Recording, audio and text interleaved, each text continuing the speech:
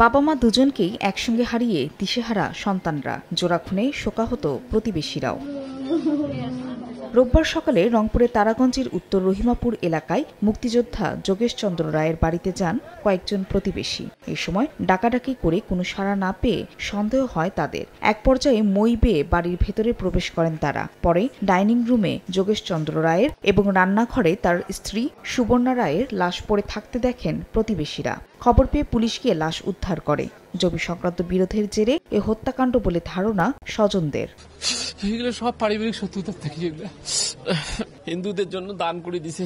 এই শ্মশান নিয়ে সব আমাদের জ্ঞাতিবর্গের সাথে সব কুন্দল। যারা মারছে অবশ্যই তাদের আইনের আওতায় এনে শাস্তি দেওয়া হোক। উইদিন শর্ট টাইম এর সঠিক কারণটা, মৃত্যুর সঠিক কারণ আমরা উদ্ঘাটন করতে পারবো এবং এর সাথে যারা জড়িত উইদিন শর্ট টাইম তাদেরকে আমরা গ্রেপ্তার করতে সক্ষম হব। নিহত যোগেশ চন্দ্র রায় পেশায় শিক্ষক ছিলেন। তিনি 2017 সালে সরকারি প্রাথমিক বিদ্যালয়ের প্রধান শিক্ষক পদ থেকে অবসরে যান।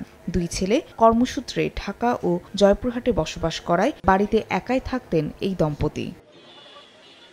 এদিকে যশোরে দুর্বৃত্তের ছুরিকাঘাতে এক যুবকের মৃত্যু হয়েছে। শনিবার রাতে শহরের বেজপাড়া তালতলা এলাকায় রাস্তার পাশে তানভীর নামে ওই যুবককে গুরুতর আহত অবস্থায় পড়ে থাকতে দেখেন স্থানীয়রা। উদ্ধার করে হাসপাতালে নিলে চিকিৎসক মৃত ঘোষণা করেন। খবর পেয়ে পুলিশ হাসপাতালে গিয়ে পরিদর্শন করে। এই সময় মৃতদেহের পকেট তল্লাশি করে 61 পিস ইয়াবা উদ্ধার করা হয়। ফাহরিয়া ফারজানা, সময় সংবাদ।